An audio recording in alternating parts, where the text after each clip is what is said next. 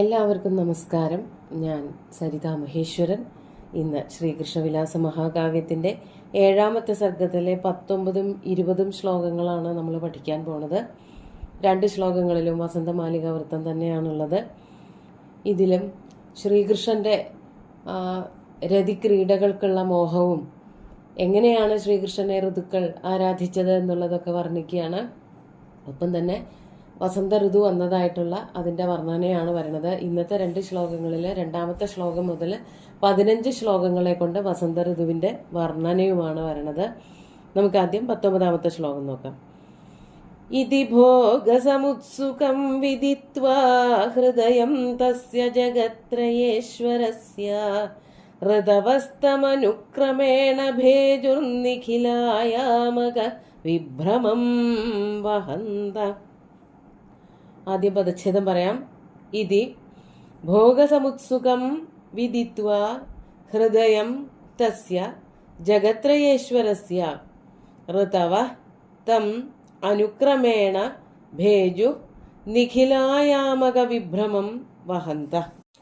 ഇവിടെ കവി പറയാണ്, എല്ലാ ഋതുക്കളും ഭഗവാനെ സേവിച്ചുകൊണ്ട് നിന്നു എന്ന്.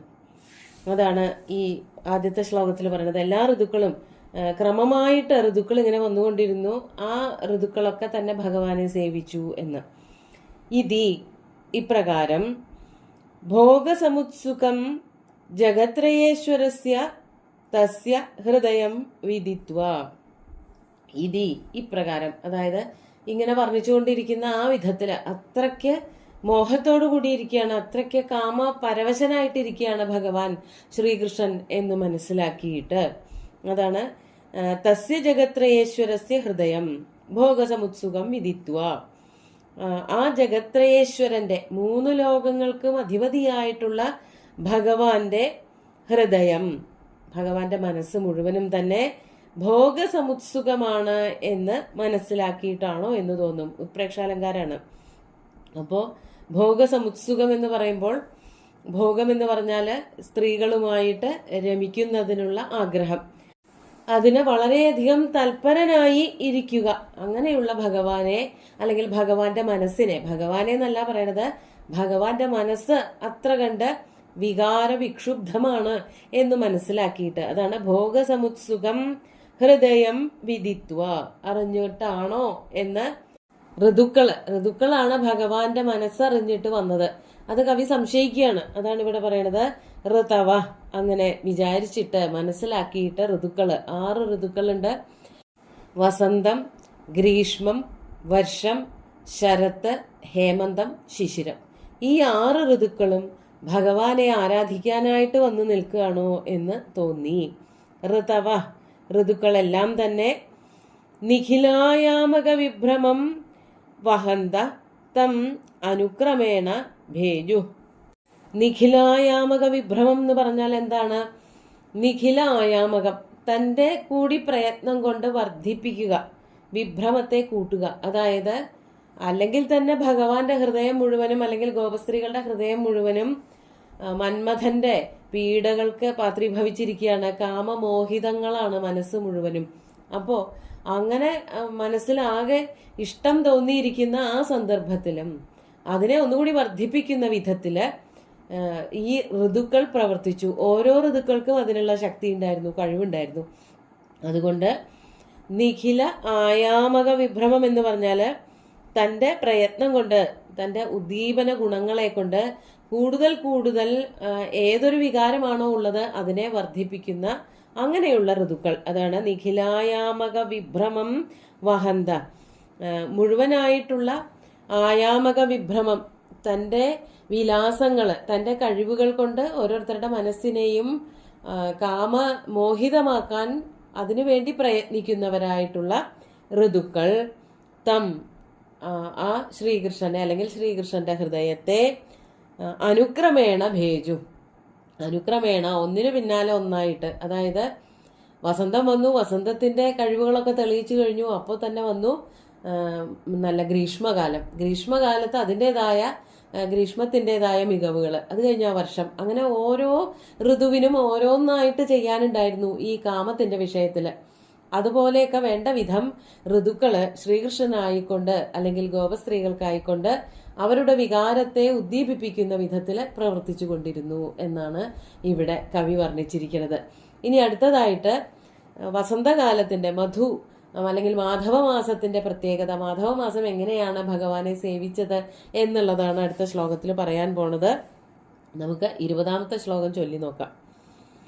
അഥ ഗോപവധൂജനം പ്രഹർത്തും കുസുമേഷോരിഷു സംക്ഷയം വിശങ്ക്യ വിശിഖാനിവ ദാതുമാശു തസ്മൈ സുഹൃദാഗാത് കുസുമാകരോ വസന്ത. നമുക്ക് പദച്ഛേദം പറയാം. അഥ ഗോപവധൂജനം പ്രഹർത്തും കുസുമേഷോ ഇഷു സംക്ഷയം വിശങ്ക്യ വിശിഖാൻ ഇവ ദാതും ആശു തസ്മൈ സുഹൃദ് അഗാത് കുസുമാകര വസന്ത. ഇവിടെ വസന്തനെയും കാമനെയും വലിയ സുഹൃത്തുക്കളായിട്ട് പറയുകയാണ് ചെയ്യണത്. അത് സുകുമാരകവിയുടെ ഒരു കൃതിയൊന്നുമല്ല, സുകുമാരകവി കണ്ടുപിടിച്ചതൊന്നുമല്ല. വസന്തനും കാമനും ഉറ്റ സുഹൃത്തുക്കളായിട്ട് കുമാരസംഭവത്തിലും യാത്ര ചെയ്യുന്നുണ്ട്. അതായത് ഇന്ദ്രന്റെ നിയോഗം അനുസരിച്ച്, ഇന്ദ്രൻ പറഞ്ഞു വിട്ടതനുസരിച്ച് ശിവന്റെ തപസ്സളക്കാൻ വേണ്ടിയിട്ട് കാമൻ പുറപ്പെട്ടു. കാമന്റെ ഒപ്പം വസന്തൻ, സഖാവായിട്ടുള്ള വസന്തനും പുറപ്പെട്ടു. തെക്കൻ കാറ്റ് പുറപ്പെട്ടു എന്നൊക്കെ പറഞ്ഞിട്ട് കുറെ പേര് കൂടെ പോയി എന്ന് വർണ്ണിക്കുന്നുണ്ട്. അപ്പൊ കാമനും വസന്തനും എപ്പോഴും ഒരുമിച്ചാണ് ഉണ്ടാവുക. അങ്ങനെ കാമനും വസന്തനും കൂടി ഒരുമിച്ച് ആ ശിവന്റെ സ്ഥാണ്വാശ്രമത്തിന്റെ, ശിവന്റെ ആശ്രമം അഥവാ സ്ഥാണ്വാശ്രമം, അതിന്റെ അടുത്തുകൂടെയൊക്കെ അങ്ങോട്ട് പോയപ്പോഴേക്കും അവിടുത്തെ പ്രകൃതി ആകെ മാറി എന്നും കാളിദാസൻ പറയുന്നുണ്ട്. അവിടെ പറയാണ്, മധുദ്വിരേഭ കുസുമൈകപാത്രേ പപൗ പ്രിയാം സ്വാം അനുവർത്തമാന ശൃംഗേണ ച സ്പർശ നിമീലിതാക്ഷീം മൃഗീം അകണ്ടൂയത കൃഷ്ണസാര. നിറയെ മഞ്ഞു വീണ് കിടക്കുന്ന ആ ഹിമവത് പാർശ്വങ്ങളില് അവിടെയായിരുന്നല്ലോ ശിവൻ മറ്റാരെയും അകത്തേക്ക് കടത്താതെ വളരെ ശക്തമായിട്ടുള്ള തപസ് ചെയ്തിരുന്നത്. ആ ആശ്രമത്തിന്റെ കവാടത്തില് കാവലിനായിട്ട് നന്ദിയെ നിർത്തിയിരുന്നു. നന്ദിയുടെ ഏകാങ്കുലി സംജ്ഞ കൊണ്ട്, മിണ്ടരുത് എന്നുള്ള ആ ഒരൊറ്റ സംജ്ഞ കൊണ്ട് ആശ്രമം മുഴുവനും നിശബ്ദമായിട്ടാണ് ശോഭിച്ചിരുന്നത്. അവിടേക്കാണ് കാമനും വസന്തനും സത്യം പറയാച്ച വലിയ ബോധമില്ലാതെ കയറിപ്പോയത്. ഇന്ദ്രന്റെ ആജ്ഞയ്ക്കനുസരിച്ച് തങ്ങൾ വലിയ ആൾക്കാരാരോ ആയി എന്ന് തെറ്റിദ്ധരിച്ചുകൊണ്ട് ഇന്ദ്രനൊക്കെ അല്ലേ അനുഗ്രഹിച്ചു വിട്ടത് എന്നുള്ള തെറ്റിദ്ധാരണയുടെ പുറത്ത് കാമൻ അങ്ങട് ഒരു ശ്രദ്ധയുമില്ലാതെ, ഒരു ബോധവുമില്ലാതെ സ്ഥാണ്വാശ്രമത്തിലേക്ക് കയറി പോവുകയാണ് ഉണ്ടായത്. അതിന്റെ അടുത്ത പ്രദേശത്തേക്ക് ചെല്ലുകയാണ് ഉണ്ടായത്. അപ്പൊ കാമനും വസന്തനും അടുത്തടുത്ത സുഹൃത്തുക്കളായിരുന്നു എന്നുള്ളത് കുമാരസംഭവത്തിലെ കാളിദാസൻ 3ാമത്തെ സർഗത്തിൽ വളരെ വിസ്തരിച്ച് പറയുന്നുണ്ട്. അതുപോലെ തന്നെ ഇവിടെ സുകുമാരകവി അത് വായിച്ചിട്ട് തന്നെ ആവണം പറയാണ്. അഥ അനന്തരം, അതായത് എല്ലാ ഋതുക്കളും വന്നു, വസന്തം മാത്രം വന്നിട്ടുണ്ടാവില്ല. ഇവിടെ ആദ്യത്തെ ശ്ലോകത്തിൽ നമ്മൾ പറഞ്ഞത് ഋതുക്കള് ക്രമമായി വന്നുകൊണ്ടിരുന്നു എന്നാണ്. മറ്റു ഋതുക്കളൊക്കെ വന്നു പോയി, ഇനി അവസാനം വസന്തം കൂടി വരാനിരിക്കുകയായിരുന്നു. വസന്തം വന്നു ചേർന്നു എന്നാണ് ഇവിടെ പറയണത്. വസന്തം എങ്ങനെയാണോ വന്നത് എന്നാണെങ്കിൽ, ഗോപവധൂജനം പ്രഹർത്തും കുസുമേഷോഹോ ഇഷു സംക്ഷയം വിശങ്ക്യ. ഇവിടെ നല്ല ഭംഗിയുള്ള ഒരു ഉത്പ്രേക്ഷാലങ്കാരാണ് കേട്ടോ പറയണത്. നല്ല രസമുണ്ട്. ആദ്യം പറഞ്ഞ ശ്ലോകത്തിലെ ഉത്പ്രേക്ഷ പോലെയൊന്നുമല്ല, ഇവിടെ കുറച്ചുകൂടിയും സുന്ദരമായിട്ടുള്ള ഒരു ഉത്പ്രേക്ഷാലങ്കാരാണ്. കുസുമേഷോഹോ, കുസുമേഷു, കുസുമം ഇഷുവായിട്ടുള്ളവൻ എന്ന് പറഞ്ഞാല് കാമദേവൻ. കുസുമേഷോഹോ ഇഷു സംക്ഷയം വിശങ്ക്യ. കുസുമേഷുവിന്, കാമദേവന് അസ്ത്രം തികഞ്ഞില്ലെങ്കിലോ മതിയായില്ലെങ്കിലോ എന്ന് വിചാരിച്ചിട്ട്, എന്തിനാണ് അസ്ത്രം മതിയാവായക വരുന്നത്? ഗോപവധൂജനം പ്രഹർത്തും, ഗോപവധൂജനങ്ങളെ പ്രഹരിക്കുവാൻ, ഗോപവധൂജനങ്ങളുടെ മേലേക്ക് എയ്യുവാൻ, അസ്ത്രം എയ്യുവാൻ. അസ്ത്രം കയ്യിൽ കരുതി കൊണ്ടുവന്ന അസ്ത്രങ്ങളൊക്കെ കഴിഞ്ഞു പോയിട്ടുണ്ടാവുമോ എന്ന് പേടിച്ചിട്ടാണോ എന്ന് തോന്നും. അവിടേക്ക് വസന്തൻ വന്നു എന്നാണ് പറയണത്. അതായത് കാമദേവന്റെ കൂട്ടായിട്ട് വസന്തൻ കൂടി വന്നു. അപ്പൊ കാമന്റെ കൂട്ടായിട്ട് വസന്തം കൂടി വന്നിട്ടുണ്ടെങ്കിൽ കാമത്തിന്റെ തീവ്രത, കാമദേവന്റെ തീവ്രത ഒന്നുകൂടി വർദ്ധിക്കുകയും ചെയ്യും. അതാണ് സൂചിപ്പിക്കുന്നത്. കാമദേവൻ എന്തുകൊണ്ടാണ് ഈ അസ്ത്രങ്ങൾക്ക് ദാരിദ്ര്യം വരും എന്ന് വസന്തൻ വിചാരിച്ചതെന്നാണെങ്കിൽ, കാമദേവന്റെ കയ്യിൽ ആകെ 5 അമ്പേ ഉള്ളൂ. അത് പ്രയോഗിച്ചു കഴിഞ്ഞാൽ പിന്നെ ഒന്നും ചെയ്യാനില്ല. പക്ഷെ 5 അമ്പല്ല, 1 അമ്പിന്റെ പകുതി പോലും പ്രയോഗിക്കേണ്ടി വരാറില്ല. അതിനു മുമ്പ് കാമികൾ തോറ്റ് പിന്മാറുകയാണ് പതിവ്. തോറ്റ് അവിടെ അടിയറവ് വെക്കും കാമന്റെ മുമ്പിൽ. ഏതൊക്കെയാണ് ആ അസ്ത്രങ്ങൾ എന്നാണെങ്കിൽ, അരവിന്ദമശോകം ചൂതം ച നവമല്ലിക നീലോത്പലം ച പഞ്ചേതേ പഞ്ചബാണസ്യ സായക. ഇതൊക്കെയാണ് 5 അമ്പുകൾ. അരവിന്ദം താമര, അശോകം എല്ലാവർക്കും അറിയാം, ചൂതം എന്ന് പറഞ്ഞാൽ തേന്മാവിൻ്റെ പൂങ്കുല, നവമല്ലിക കുരുക്കുത്തി മുല്ല അല്ലെങ്കിൽ മുല്ലപ്പൂവ്, നീലോത്പലം നീല താമര അല്ലെങ്കിൽ നീല ആമ്പല് അങ്ങനെയും പറയാറുണ്ട്.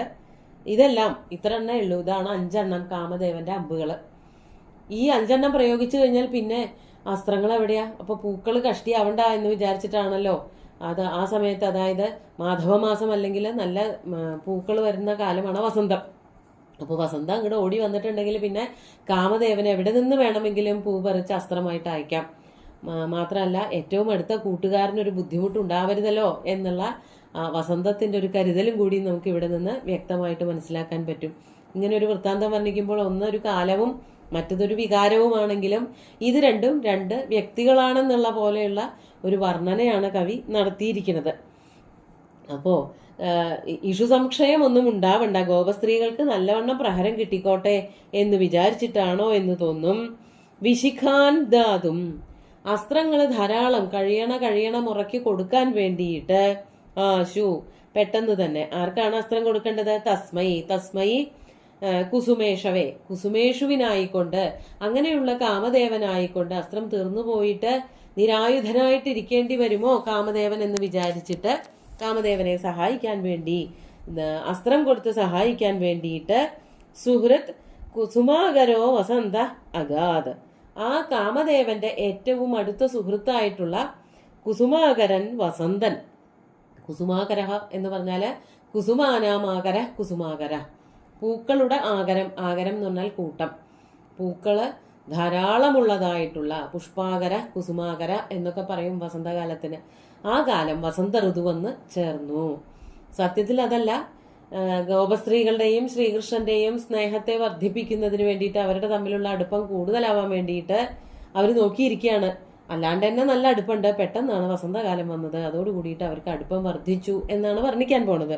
ഇവിടെ കാമനെയും വസന്തനെയും കൂട്ടുപിടിച്ചുകൊണ്ട് അവരുടെ കൂട്ടിനെയും കൂടി വർണ്ണിച്ചുകൊണ്ട് കവി ഭംഗിയായിട്ടൊരു ശ്ലോകം ഉണ്ടാക്കിയെന്നേ ഉള്ളൂ. കാമദേവനൊരു കുറവുണ്ടാവരുത് എന്ന് വിചാരിച്ചിട്ടാണ് വസന്തൻ തന്റെ കയ്യിലുള്ള പൂക്കൾ മുഴുവനും അസ്ത്രമാക്കി എടുത്തോട്ടെ എന്ന് വിചാരിച്ചിട്ട് വളരെ വിശാല മനസ്കനായിട്ട് കാമദേവന്റെ അടുത്തേക്ക് അല്ലെങ്കിൽ അമ്പാടിയിലേക്കോ വൃന്ദാവനത്തിലേക്കോ ഒക്കെ വന്നത് എന്നാണ് കവി വർണ്ണിക്കുന്നത്.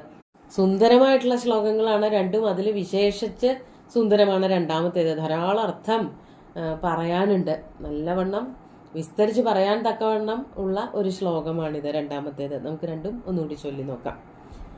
ഇതി ഭോഗസമുത്സുകം വിദിത്വാ ഹൃദയം തസ്യ ജഗത്രയേശ്വരസ്യ ഹൃദവസ്തമനുക്രമേണ ഭേജുർനിഖിലായാമക വിഭ്രമം വഹന്ത അഥ ഗോപവധൂജനം പ്രഹർത്തും കുസുമേഷോരിഷു സംക്ഷയം വിശങ്ക്യ വിശിഖാനി വദാതുമാശു തസ്മൈ സുഹൃദാഗാത് കുസുമാകരോ വസന്ത.